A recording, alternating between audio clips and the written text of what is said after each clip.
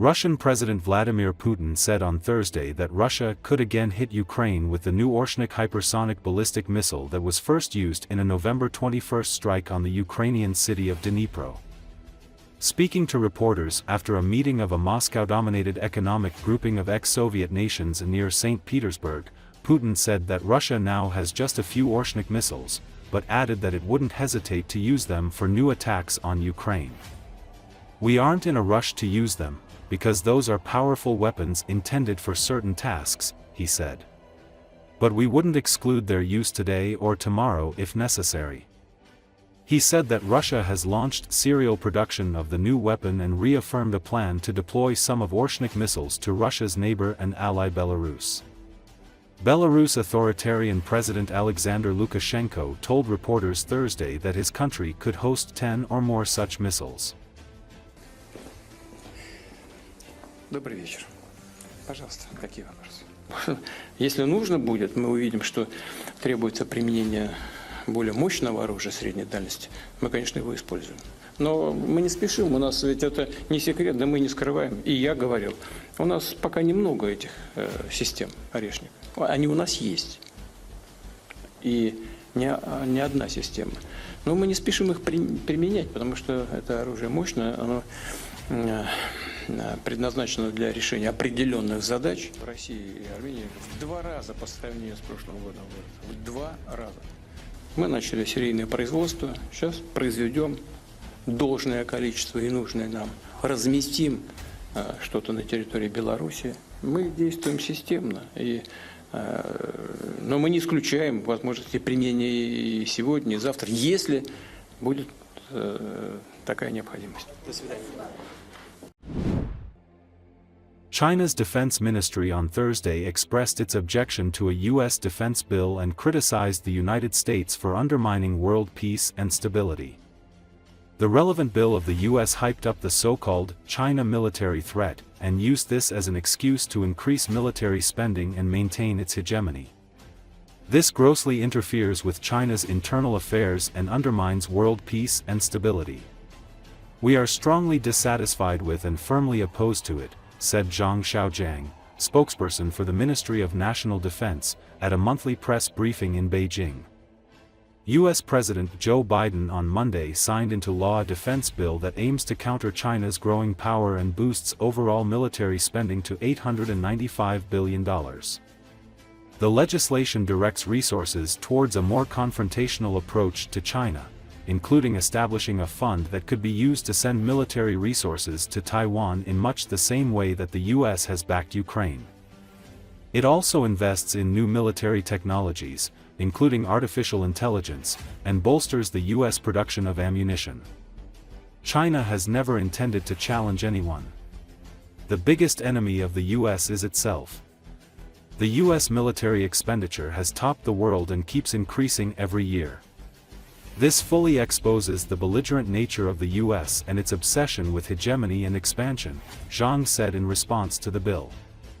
Philippine top army official Lieutenant General Roy Galido told reporters in Manila earlier on Monday that the military plans to acquire a mid-range missile system to defend the country's territory amid tensions with China in the South China Sea.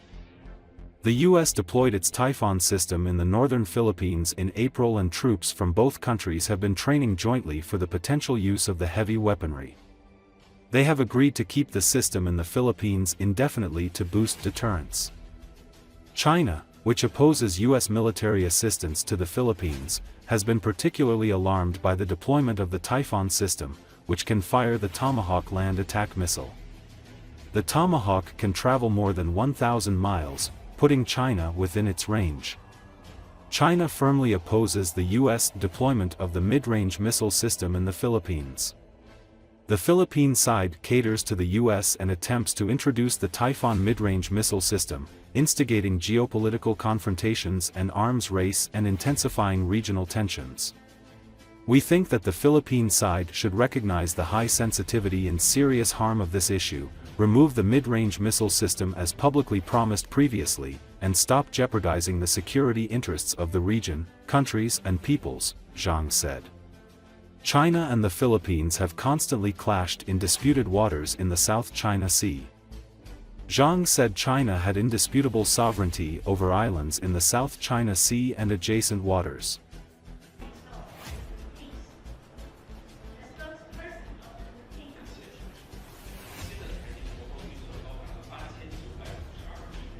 美方有关法案渲染所谓中国军事威胁，为增加军费、维持霸权找借口，粗暴干涉中国内政，危害世界和平稳定。我们对此强烈不满，坚决反对。中国从来就无意挑战谁，美国最大的敌人是他自己。美国军费冠居全球，还逐年加码投入，充分暴露其 好战成瘾、霸权扩张的本性面目。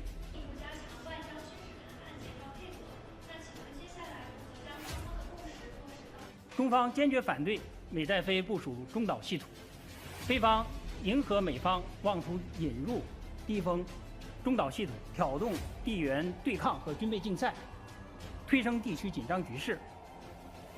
我们认为，非方应认清这一问题的高度敏感性 和严重危害性，按照此前的公开承诺撤走中导系统，停止损害地区国家和人民的安全利益。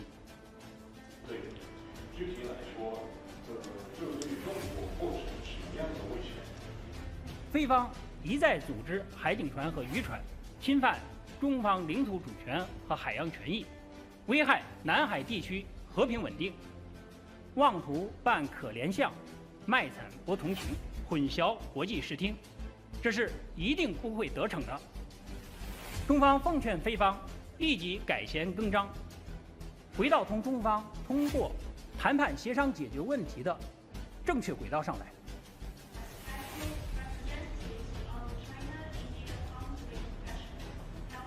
目前，两军正在全面有效落实双方就边境有关问题达成的解决方案， 进展顺利，效果良好。中印关系重回正轨，符合两国和两国人民的根本利益。中国军队愿与印方一道，认真落实两国领导人的重要共识，推动更多交流与互动，促进两军关系发展，共同维护边境地区可持续的和平与安宁。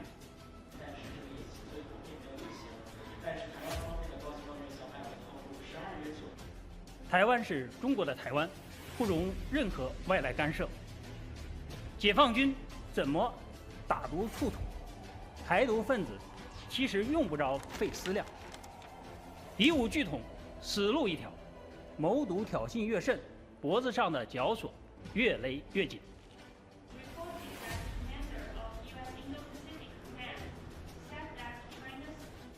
相关我们已经做了回应。 我印象最深刻的有两句话，叫“兵无常势，水无常形”。无论是否举行演习，解放军在打毒促统方面都不会缺席，不会手软。任何以外谋独、以武谋独行径，都必遭严惩，注定失败。